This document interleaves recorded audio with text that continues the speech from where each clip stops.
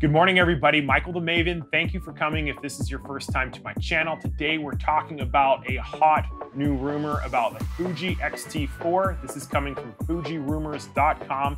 They also have a Fuji XT users group. I will put those links in the description.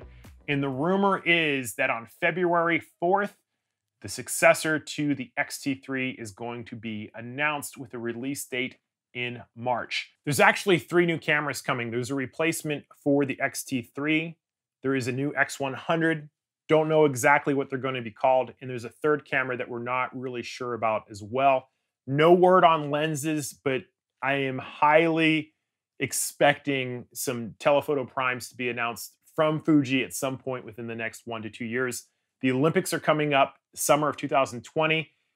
It feels like this is the right time if you're going to make these kinds of announcements. This is a topic I have been watching very carefully. I am a huge fan of the XT3. I've kept mine since I purchased it. And the question I always ask when new cameras come out, what can this camera do that no other camera can do for me, and at what cost?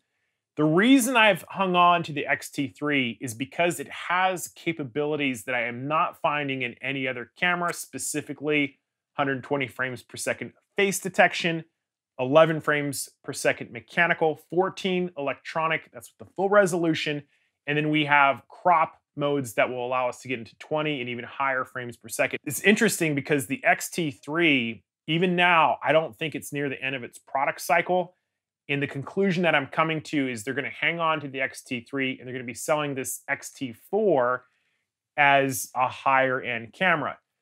Now, there are a couple rumors about the specifications of the upcoming camera, and one of them has pretty much been confirmed in regards to IBIS, internal body image stabilization. All indicators seem to point that this is going to happen. And when we look back in 2019, we saw Fuji discontinue the XH1, which was a beloved camera by those who own it and use it.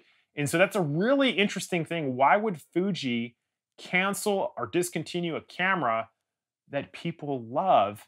The only explanation is that they have something better coming out.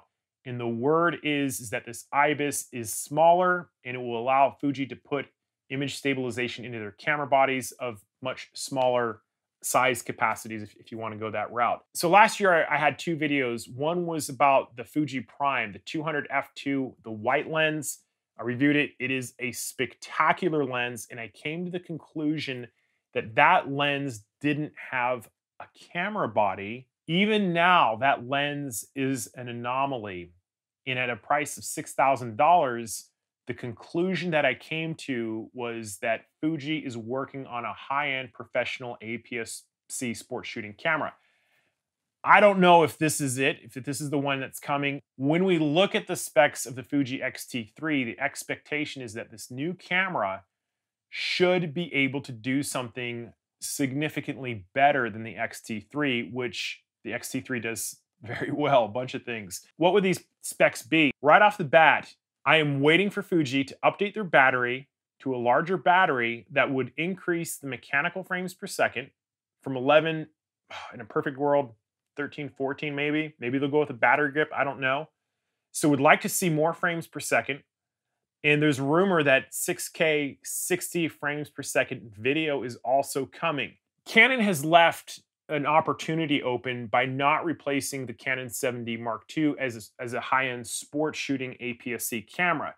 Nikon, obviously, we have the D500, but when we're looking at the cutting edge of APS-C sports shooters, Fuji is in a prime position to take advantage of it. You know, we're wondering, where is that 300mm white lens? Where is that 400mm telephoto prime lens? But that will open a door for Fuji to absolutely dominate in the sense of APS-C sports shooting cameras. Even though their market share is smaller, I consider Fuji to be on the cutting edge of pushing technology with Sony. Both companies are pushing really, really hard.